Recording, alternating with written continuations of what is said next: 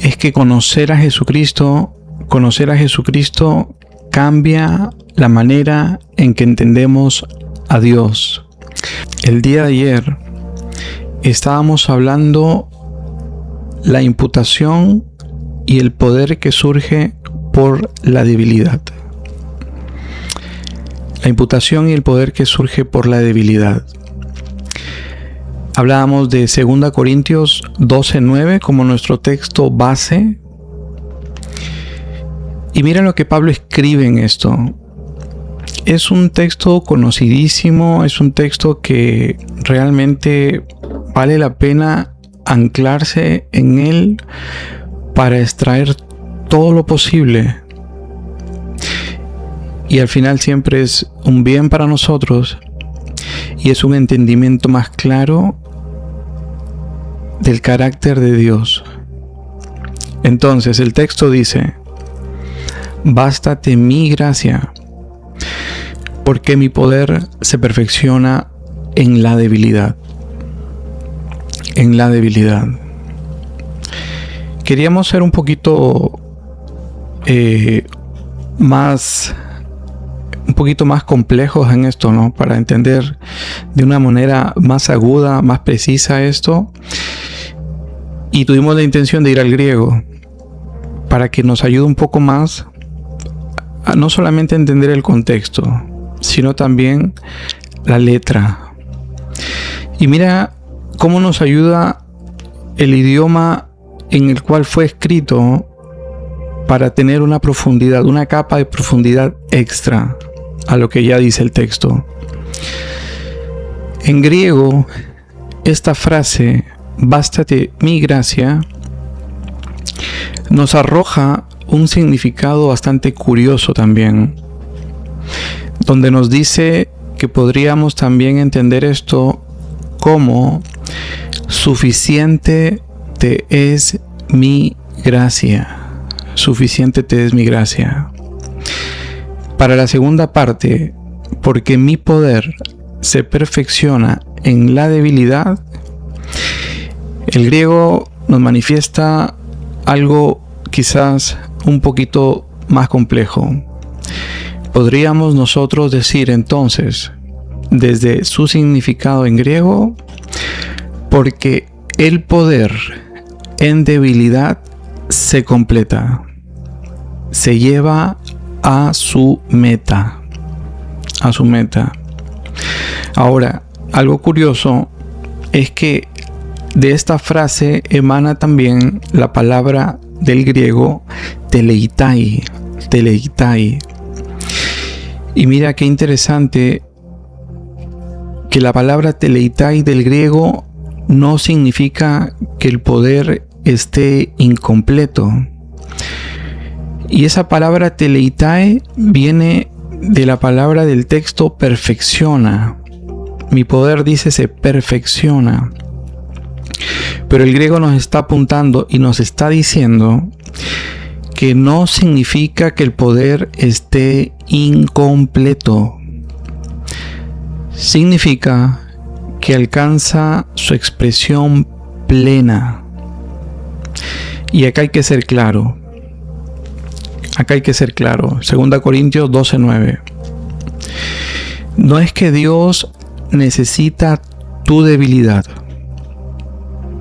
Es que tu debilidad revela dónde el poder realmente descansa. Saludos a todos los que se van conectando. Jerónimo Rodas, ¿cómo estás, mi hermano? Buenas noches, ¿cómo te ha ido?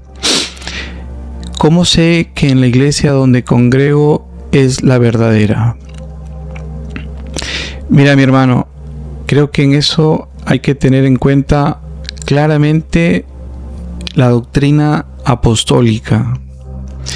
Tenemos que tener bastante claro que el fundamento no se negocia, el fundamento de nuestra fe. El fundamento de nuestra fe es Jesucristo. Es importante entender la obra del Evangelio, la participación de estas tres personas en este acto eterno a favor del hombre, a favor de la humanidad, y saber que lo que la Escritura me dice del Hijo de Dios, de Jesucristo, y todo lo que tiene que ver con la obra que Él realizó en la cruz, apuntan claramente a decirme que Jesús es Dios. Creo que fuera de ese fundamento no existe una base clara para poder sostener nuestra fe.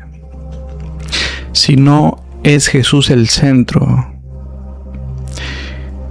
podemos llenar un lugar de moralidad, de buenas obras, pero si no está Jesús teniendo la preeminencia en el lugar donde estamos, creo que hay que pedirle a Dios sabiduría para hacer lo que corresponde hacer, ¿sí? Entonces, vamos a continuar. Gracias, Jerónimo, por tu pregunta. Rosario, buenas noches. Gracias por estar aquí.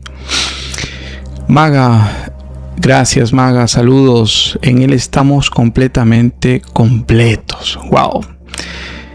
Eso está poderoso. Corazón, bienvenida. Gracias por estar aquí. Amén.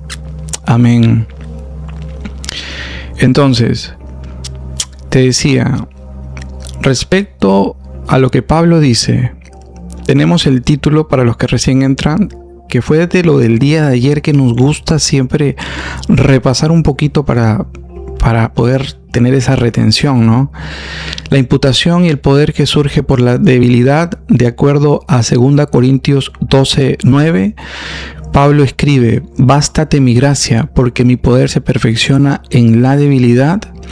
Pero del griego hay un significado un poquito más hondo, una capa un poquito más profunda que nos ayuda a entender un poquito más este texto. Por ejemplo, desde el griego podríamos decir: suficiente te es mi gracia, porque el poder en debilidad se completa, se lleva a su meta. Decíamos que perfecciona, en este texto la palabra perfecciona, que viene del griego teleitai, no significa que el poder esté incompleto, hablando del poder de Dios. Significa que alcanza su expresión plena, correspondiente a la debilidad. Pero quiero dejarte esto claro: no es que Dios necesite tu debilidad, es que tu debilidad revela dónde el poder realmente descansa. Descansa. Bendiciones, Rose, qué bueno tenerte acá, gracias.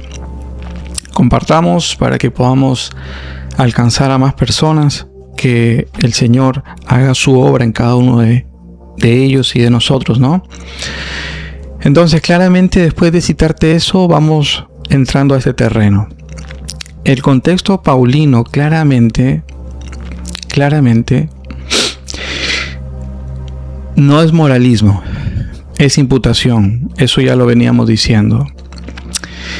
El mismo Pablo, y en esto tengamos claro que acá está escribiendo Pablo, el mismo Pablo que escribió esto es el autor de Romanos, donde él declara: al que no obra, sino cree, su fe le es contada por justicia. Romanos 4:5. Y yo quiero invitarte a que veas la conexión en esto, ¿sí? Te pido que solamente tu atención. Y aquí está la conexión, mira. La imputación desde Romanos elimina la autosuficiencia. La autosuficiencia es la raíz de la carne. Cuando se cae la autosuficiencia, emerge el poder de Dios. ¿Qué quiere decir con esto? Que la debilidad no es el objetivo. La debilidad es el escenario donde la justicia imputada brilla sin competencia. Sin competencia. Gracias por las rosas. Gracias por cada cosa que no alcanzo a ver muy bien porque creo que necesito lentes. Bueno, gracias. Entonces, la debilidad claramente no es el objetivo, de acuerdo a lo que cita Pablo ahora en Corintios. La debilidad es el escenario donde la justicia imputada brilla sin competencia. Sin competencia. Maga Guzmán, bendiciones, no dogmas, no obras de hombres, sino la pura gracia. Hechos 17:23, en Él somos, en Él existimos. Primero es creer. Bravo, bravo por eso, Maga, gracias.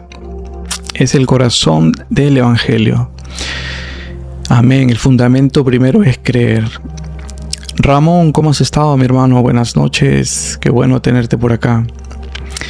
Ahora la pregunta sensata para avanzar con esto es ¿por qué el poder se perfecciona en la debilidad? Porque la debilidad, y quiero que pongas atención y escuches esto, la debilidad mata la ilusión del mérito. Mata la ilusión del mérito. Qué bueno, Ramón, me alegro mucho. Ahora, algo que en lo que fallamos, que no es realmente en lo que queremos puntualizar, porque tenemos que entender que en la vida cristiana donde se puntualiza siempre es en la persona de Jesucristo. De ahí brota todo. Mira, te decía, ¿por qué el poder se perfecciona en la debilidad? Porque la debilidad mata la ilusión del mérito. En la carne queremos producir, impresionar, sostenernos, justificarnos, aún ya siendo cristianos, aún ya habiendo sido lavados por la sangre de Jesús, aún ya habiendo sido regenerados. Pero claramente la imputación dice, no te justificas, no produces tu justicia, no te sostienes. Cristo es tu justicia. Cuando eso se vuelve revelación, el ego colapsa. Y donde el ego muere, el poder aparece. El poder aparece. Gracias a los que se van conectando. Sean todos bienvenidos. Y ya para un poquito simplificar esto, llegábamos al punto central de todo esto. Y claramente el patrón es Cristo. Y en esto quiero invitarte a que veamos la paradoja del Evangelio. Cruz, gloria. Muerte, vida. Debilidad, resurrección. El mismo Pablo en 2 Corintios 13:4 dice lo siguiente: porque aunque fue crucificado en debilidad, vive por el poder de Dios. Vive por el poder de Dios. Cristo fue crucificado en debilidad, pero la debilidad no fue derrota. Fue el vehículo del poder eterno. Y algo que lo decíamos ayer y quedó bien plasmado, es que la cruz es la máxima demostración de que el poder de Dios no opera como el poder humano. José, buenas noches, qué bueno tenerte. Gracias por estar aquí. Maga, autojustificación no vale nada en absoluto. Así es, así es. Rose, fuimos redimidos, justificados por la sangre de Jesucristo. Amén, amén. Entonces, vamos a ver cuál es la debilidad correcta entonces. Porque no toda debilidad es espiritual. La debilidad, de acuerdo al que escribe Pablo, la debilidad de la que Pablo habla no es victimismo, irresponsabilidad o pasividad. Es la conciencia profunda de que en mí, esto es, en mi carne, no mora el bien. Según Romanos 7:18. Esa revelación no produce depresión, produce dependencia. Y la dependencia activa el poder del Espíritu. El poder del Espíritu. Ahora, ¿cómo conectamos esto con la imputación? Saben ustedes que nuestro mensaje apunta a lo que el Evangelio revela. Según Romanos 1:17, Pablo dice, en el Evangelio se revela. ¿Qué cosa se revela, Pablo? La justicia de Dios. Esa justicia que no es para matar, sino para acreditar a todo aquel que cree. Muy bien. La conexión con la imputación. Mira, si tu identidad aún está basada en desempeño, la debilidad te destruye. Pero si tu identidad está basada en justicia imputada, la debilidad te libera. ¿Por qué? La pregunta. Porque ya no necesitas probar nada. Mira, pongámosle atención a eso, a ese hilo de pensamiento. Y lo voy a leer de nuevo para que tengamos claridad en esto, ¿no? Porque a veces pensamos que aunque hemos recibido la justicia imputada, andamos completamente en ella. Y precisamente este canal es para que vayamos en esa dirección. Apuntemos al don de la justificación para que nuestra identidad, aquella que ya nos fue dada, sea completamente abrazada por ti y por mí. ¿Sí? Te decía que hay una conexión en esto con la imputación. ¿Sí? Decía que si tu identidad, aún después de haber creído en Cristo, está basada en desempeño, la debilidad te destruye. Pero si tu identidad está basada en justicia imputada, la debilidad te libera. ¿Por qué? La imputación, mira tú, porque ya no necesitas probar nada primero.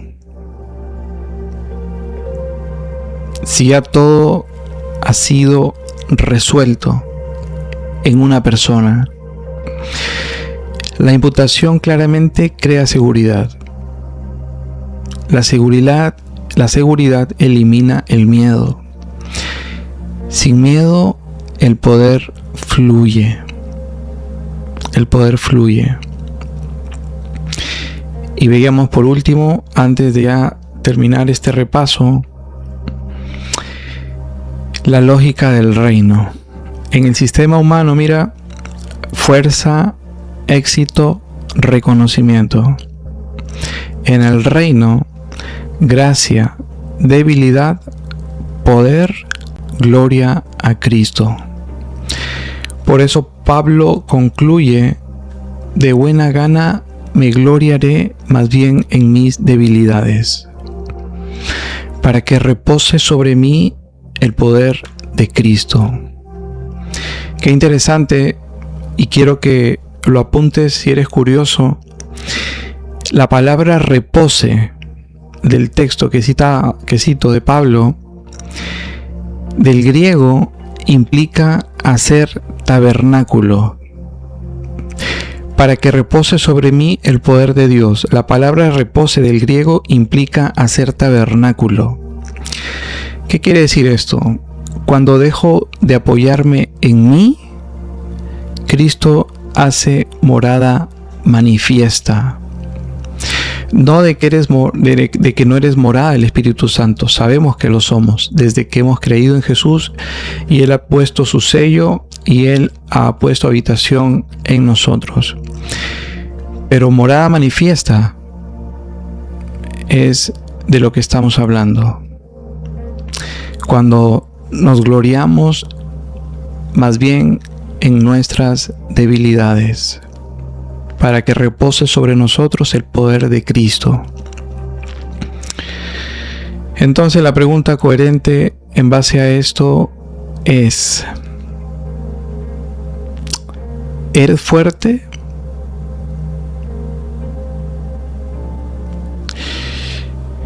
Esa es la pregunta incorrecta, ¿no? La pregunta incorrecta no es ¿eres fuerte?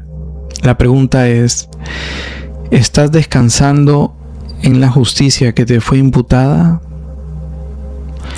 Porque el poder no viene de tu intensidad espiritual, viene de la gracia que te sostiene. Eso es un poco de lo que hablábamos el día de ayer. Gracias, Maga. Por eso hoy vivimos ya no desde la culpa, sino desde la justificación. Eso es recibir a Cristo. Amén. Muy bueno, muy bueno. Entonces, así es, Maga. Diga el débil, fuerte soy. No por nuestra fortaleza, sino por la determinación de nuestro representante, Dios en carne, Jesucristo, completamente dado por nosotros. Gracias, Juan. Éxodo 20. Gracias. ¿Y qué les parece si rápido vamos al tema de hoy para que podamos hablar un poquito? Entonces vamos a hablar hoy día algo que creo que vamos a tener una bonita noche también con esto. Mira tú, vamos a hablar de Lucas 15. Creo muchos ya conocen el pasaje.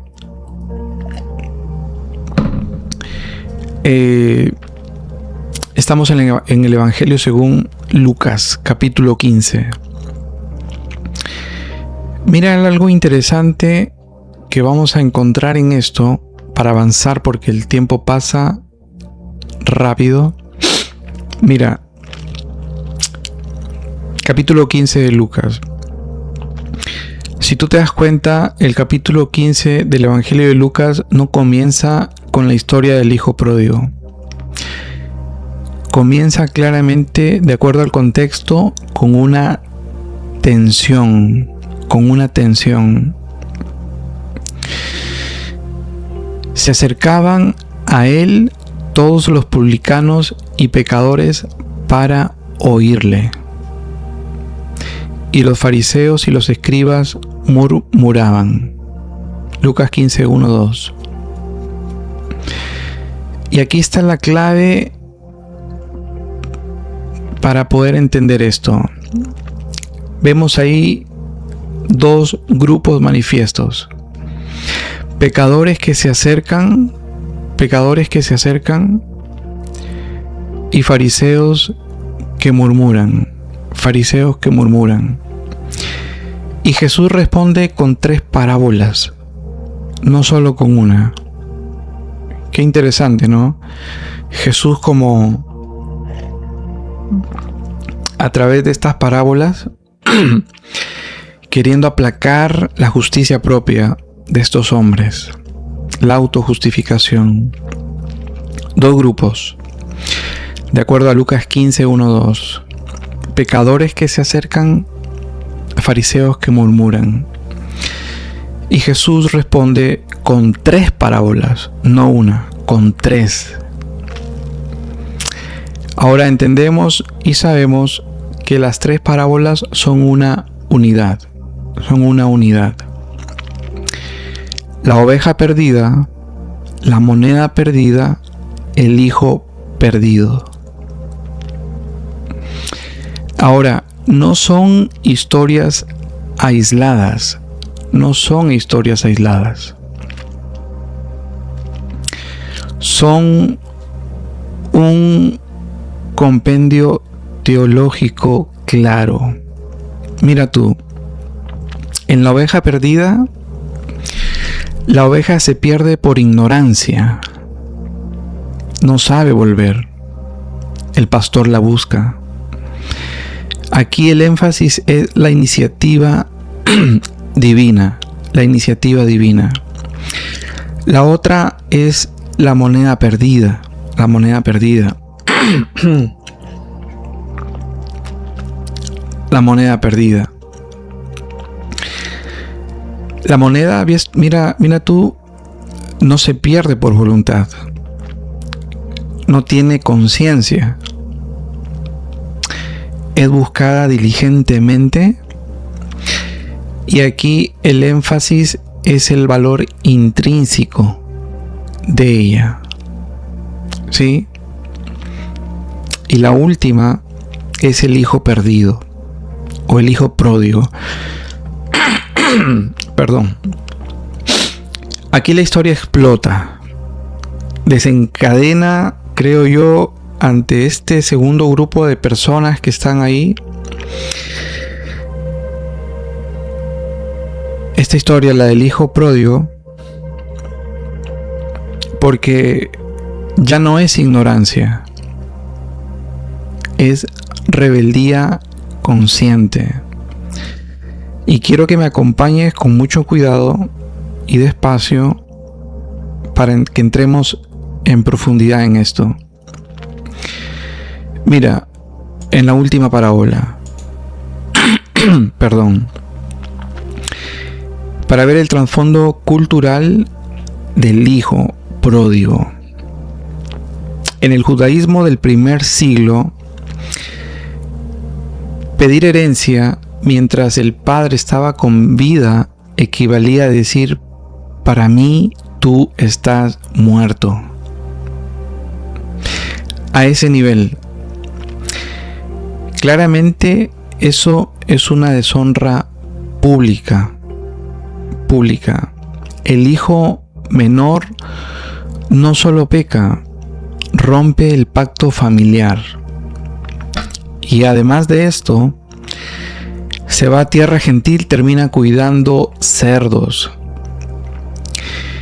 Que según Levítico, eso es impureza total. O sea, ¿qué quiere decir con esto en la sumatoria de lo que acabamos de decir? Este hombre está teológicamente muerto. Ahora, algo que quiero que rescatemos es que el punto central no es el hijo menor. Y aquí viene algo clave. La parábola no se titula en el texto original el hijo pródigo.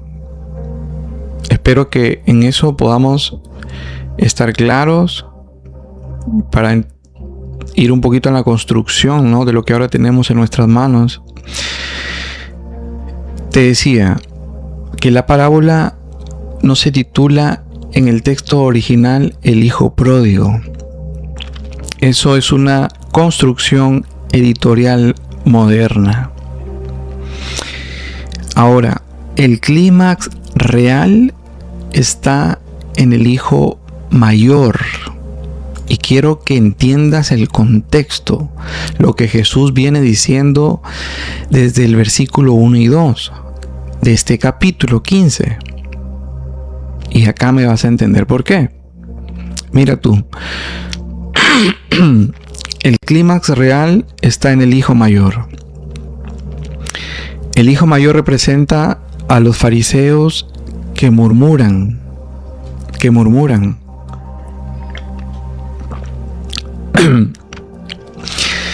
Observa, mira, el menor peca en libertinaje. Mira, apunta si quieres esto, porque si tú vas y lo meditas y lo estudias y lo escudriñas, yo sé que mucho más vamos a sacar de esto. Pero mira tú esto. El menor peca en libertinaje. Y en eso todos estamos claros. Pero ¿has visto tú que el mayor peca en justicia propia? Y ya te voy a decir por qué. El menor se pierde por rebelión. El menor se pierde por rebelión. El otro por mérito. Por mérito.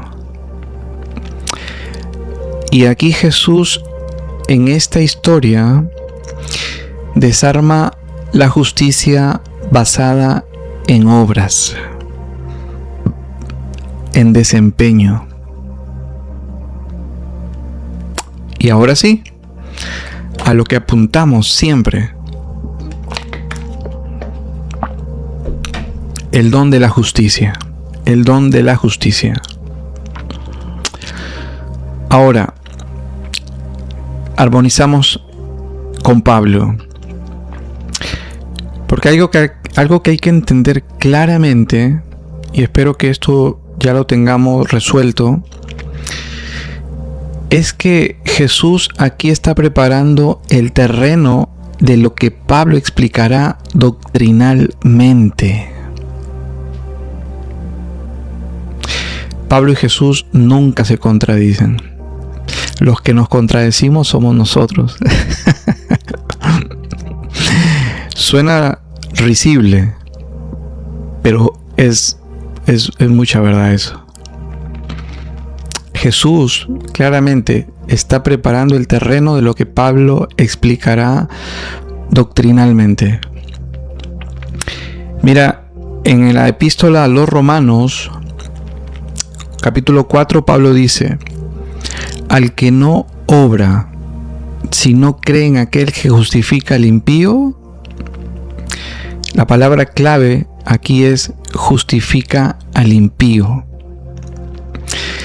Y en Lucas 15, el Padre, para los que conocen la historia, y esto quiero que lo tengas claro, porque lamentablemente aquellos que estamos en la fe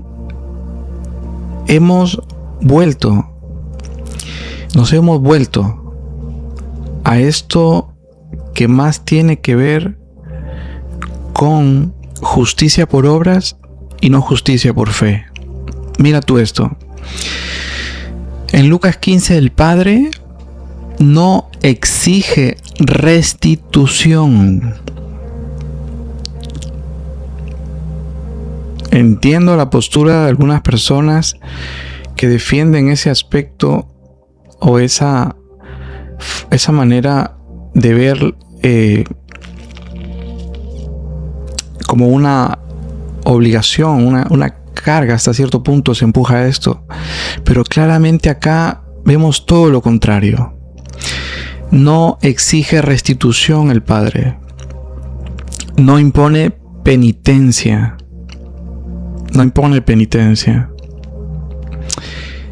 no pide compensación. Ahora, lo que sí vemos, lo que claramente se ve en imagen, es que Él lo reviste. Anillo, sandalias, vestido. Eso es imputación simbólica.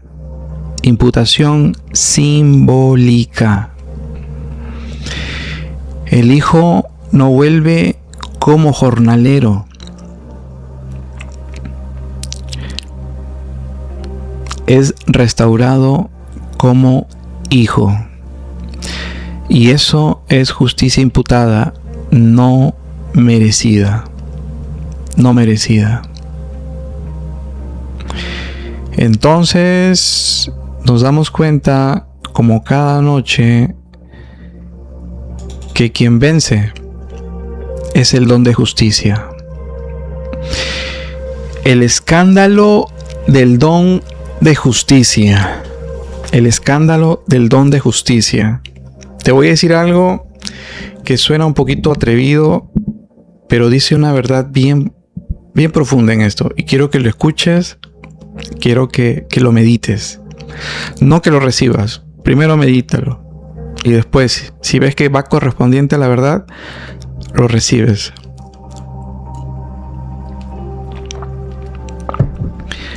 Qué interesante que el que escribe desarrolla el don de la imputación divina, la revelación del Evangelio, Dios acreditando su justicia al hombre caído por la fe en Jesucristo. Pablo es vilmente atacado por compartir el Evangelio y revelar este don. Y lo que se manifestó de una manera bochornosa fue el ataque de la religión. Fue el ataque del sistema por obras. Fue el ataque del hombre que no admite soltar ni dejar su justicia propia. ¿Y a qué apunto con esto? ¿A qué apunto con esto? Que Pablo, incluso cuando predicaba y cuando expresaba este mensaje del Evangelio, lo confundían con libertinaje, no con religiosidad. Y acá viene lo grueso, para ti y para mí. Si tu mensaje está anclado en el Evangelio, y como Pablo lo expresaba, tu mensaje tiene que confundirse con libertinaje. Porque si no es así, posiblemente no estás predicando el Evangelio. No sé si se entendió lo que dije, quizás no fui muy claro, pero tenemos que entender el escándalo del don de justicia. El hermano mayor protesta. Nunca me has dado, dice. Y ese es el lenguaje del mérito. Pero el padre responde: todo lo mío es tuyo. Incluso versículos antes, el padre a los dos dice que les dio la herencia. Todo lo mío es tuyo. No es salario, es herencia. Es herencia. La justicia del reino no opera por desempeño, opera por filiación, por filiación. Ahora vamos a ver de manera clara cómo esto armoniza con Pablo. Pablo, en segunda epístola a Corintios 5:21, declara: al que no conoció pecado, por nosotros lo hizo pecado. El hijo menor representa al pecador manifiesto, al primer grupo que se acercaba a Jesús. El hijo mayor representa al moralista. Ambos necesitan la misma gracia. Porque el problema, y eso lo venimos repitiendo, porque el problema no es conducta, es condición. Y la solución no es reforma, es imputación.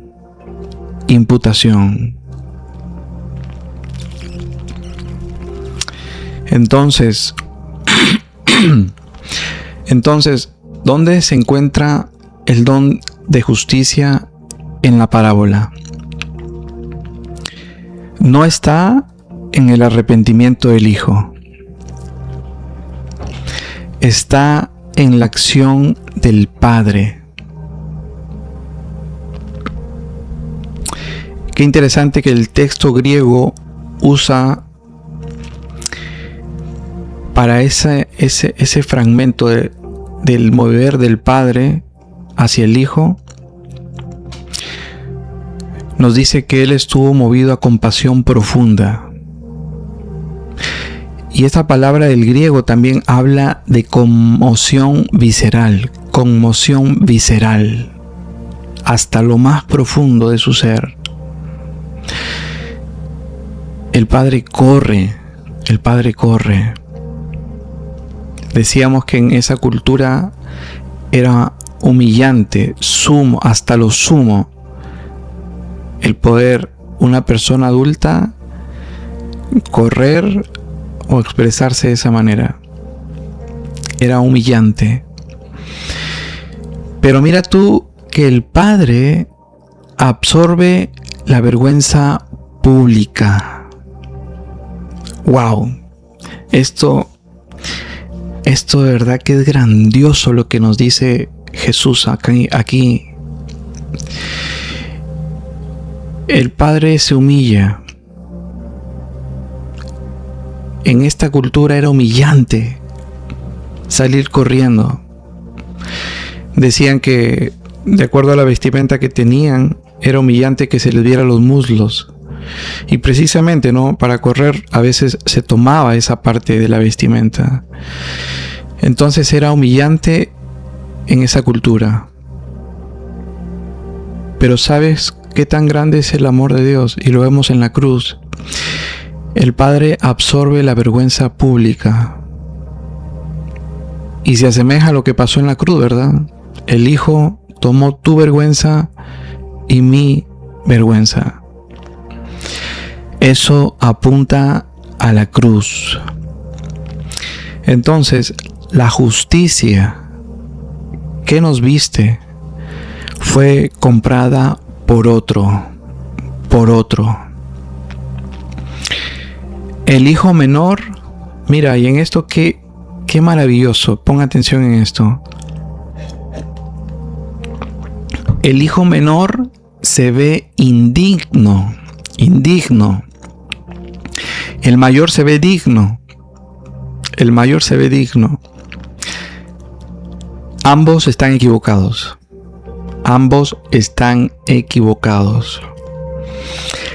La justicia del reino no se basa en lo que tú hiciste, sino en lo que el Padre decidió otorgar.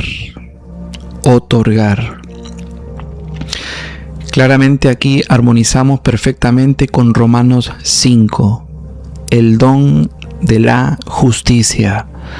Don, no recompensa.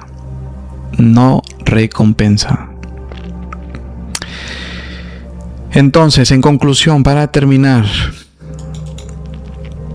la parábola no es sobre un hijo pródigo. Es sobre un padre pródigo en gracia.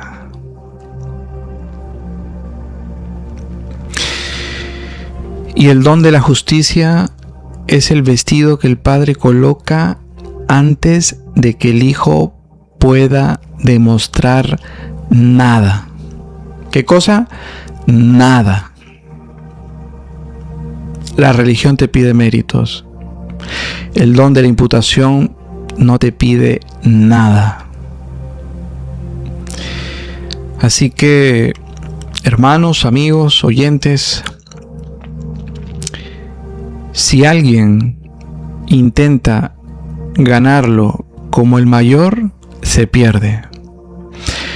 Si alguien cree que lo perdió todo como el menor, es vestido. Es vestido.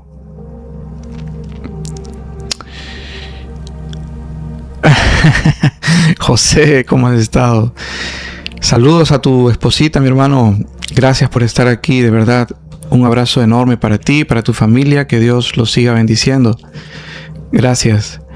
Entonces, mira,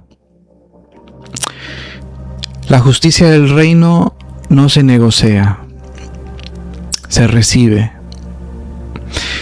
y culmina claramente en Cristo. Pon atención a esto, porque todo nuestro mensaje, tu mensaje y mi mensaje, en el centro, en el principio y en el final tiene que estar Jesucristo. La justicia del reino no se negocia, se recibe y culmina en Cristo. ¿Por qué? Porque el Hijo verdadero, el primogénito perfecto, fue tratado como el pródigo, para que los pródigos fueran tratados como hijos justos, como hijos justos. Ahí está la armonía, ahí está el Evangelio, ahí está Dios, y si ahí está Jesús, realmente sabemos que lo tenemos todo. Gracias por acompañarnos. Si no nos sigues, te pido que en las noches nos acompañes a conocer un poco más del Evangelio, a recibir lo que Jesús y el Padre y el Espíritu Santo en la eternidad, en consejo eterno y divino, quisieron hacer por ti. No solamente fue una idea, sino que fue una realidad consumada. Lo que quisieron hacer se hizo. La persona del Hijo Jesucristo desempeñó eficazmente la labor como justificador. Como justificador. Quiero que sepas que si hoy día, de lo que escuchaste, entiendes que lo más importante no es que tú vayas a Él con tu justicia propia. Si vas a Él, está esperándote con brazos abiertos para revestirte de su justicia como don por imputación. El vehículo para obtener esto es la fe en su persona y en su obra, que la hizo con un amor totalmente de otro mundo. Un amor que Dios espera que también recibas. Es un amor que se llama el amor ágape. Un amor que claramente hizo manifestación visible en aquella persona que tendió en una cruz por amor a ti y a mí. Si tú hoy recibes ese amor y recibes a la persona que se dijo que es amor en esencia, quiero decirte que lo que venga después realmente va a transformar tu vida. De verdad te digo, y con mucha sinceridad, que en cada uno de los que hemos recibido esta gracia a Jesucristo, la gracia personificada, nunca nos vamos a arrepentir de eso, porque nuestra vida ha cambiado o ha mudado a una nueva que es mucho mejor, sin dejar los pies en la tierra. Sabemos que estamos en un momento tan importante que necesitamos recibir este mensaje con fe y humildad. Así que espero que podamos encontrarnos el día de lunes, mañana es sábado, lo siento. El día lunes, siempre 10 de la noche, de lunes a viernes, 10 de la noche, hora Pensilvania, hora Perú, hora Colombia. Y de verdad, gracias a cada uno de los que se han conectado. Gracias a los que siempre están acompañándonos.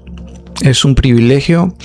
Si tú entraste quizás un poco tarde y te llamó la atención el mensaje, no el mensajero ni lo hábil que pueda ser para hablar, sino que lo que realmente despierta el deseo es el olor fragante a Jesús en aquello que hablamos. Y yo te aseguro que si entras a YouTube, que está anclado en nuestro perfil de Su Corazón de Gracia en TikTok, este mensaje lo vas a ver el día de mañana bien temprano y creo que te va a edificar. Como vengo repitiendo siempre, no solamente es un mensaje, es vida, porque hablamos del que dijo: yo soy el camino, la verdad y la vida, Jesucristo. Que el Señor Jesucristo nos acompañe, nos siga alumbrando estas verdades y que sepamos que ante cualquier situación Él ya sabía, por lo tanto dispuso gracia para ti y para mí de antemano. Que pasen una bonita noche, que Dios me los bendiga. Gracias, nos vemos el día lunes y siempre aquí en tu canal Su Corazón de Gracia, Su Corazón de Gracia. Que pasen una bonita noche y un bonito fin de semana. Un saludo a todos los que se han conectado y nos vemos pronto. Gracias a todos.